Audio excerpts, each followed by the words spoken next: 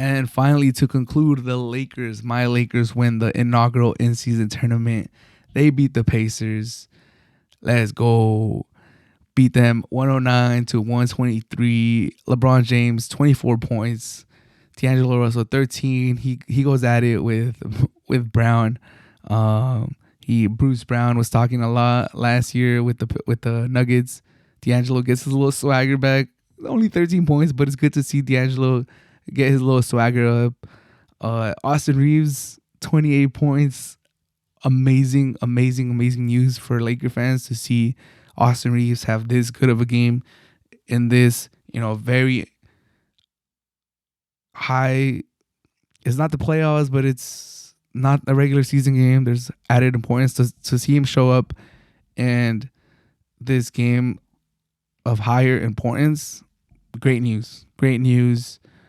And then you got Cam Reddish balling out on defense. And then, but the best thing that could have came out of this in-season tournament, other than winning it, and it's obviously it's good for the camaraderie, and it's good for the vibes, and it's good for the locker room unity, to get all that money, to win something, to like already feel accomplished. Like the sense of accomplishment is already there, and we're in December. So that's just going to keep make them hungrier. They're going to want to try harder. It's just amazing for the locker room winning. But the best thing that came out of this in-season tournament, that finals game by Anthony Davis. 41 minutes. Love to see it. Hopefully he stays healthy the whole year, but that's how many minutes we want to see him play in the playoffs and stay healthy. 41 points. 20 rebounds, 20 big boards. I love to see big boards by Anthony Davis. Give me that ball, big board. And 5 assists, 41, 20, and 5 by Anthony Davis in the in-season tournament final. And another positive news was that it was against Miles Turner. Miles Turner's no slouch. The Lakers were flirting with the idea of trading for Miles Turner and Buddy Hield. I don't know if anyone remembers that. That was one of the packages that we could have gotten. And, obviously Buddy Hield, 3-point shooter, space the floor. That was good. But Miles Turner, all of a sudden, could shoot the 3-2. He's a big body. He's a rim protector. He's like 7 feet. He can move. He doesn't have bricks on his feet. He's actually a little agile. He can move. So for AD to do that against Miles Turner, who's not a bad center, he didn't do it against like no bum. And if you guys had seen, Tyrese Halliburton was just been cooking everyone. He's going off. Like, people are saying he's in the MVP conversation, not just for the in-season tournament, but for the whole league. That's the type of year he's having. And for the Lakers to shut him down, 20 points, 11 assists, still got his 20 and 11. So props to him. He's a dog. But 20 and 11, the way he was coming into that final, props to the Lakers, though. A lot of positives. Obviously, for LeBron, very happy for him to, like he said, he's the first. And records could be broken. People could win this 5-6 times. Obviously, LeBron, a young 38, a young 39, whatever he is, he's only going to win it maybe once or twice. But he could always say he was the first one. So very happy for LeBron. That he gets to add that to his resume. But like I said, after the slow start that the Lakers had, and not just in the season, but being known as slow first quarter starting the first quarter very slow. One of the best third quarter teams, but one of the worst first quarter teams. They pretty much led the whole game. They won the first quarter 34-29, and they pretty much didn't lose a quarter the whole game. Pacers, to their credit, they made it close with like 7 minutes left in the fourth quarter.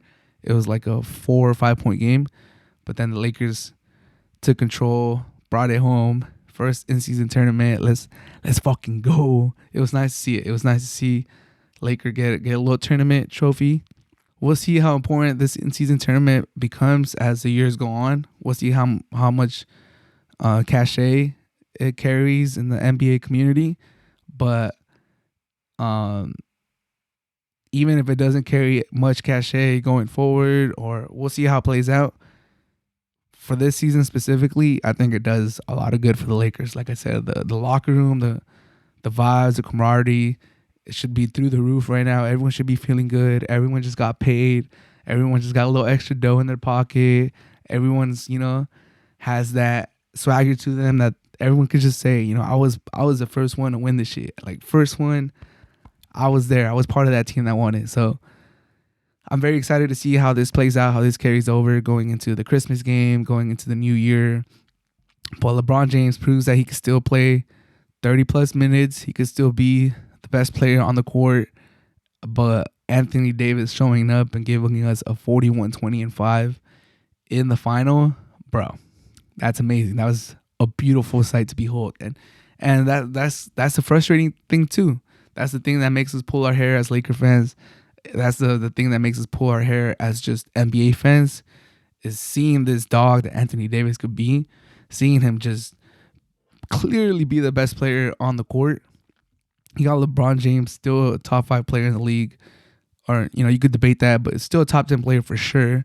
You got Halliburton making a case for MVP this year, breakout year, talking about who should the Kings have kept. Should they have kept Fox? Should they have kept Halliburton?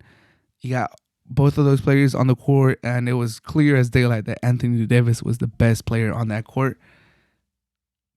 That's the thing that frustrates us, but hopefully with this winning, like he got the ring in the bubble, he gets this in-season tournament, he's feeling good, he's getting all the praise. Like I just hope it carries over for the rest of the regular season.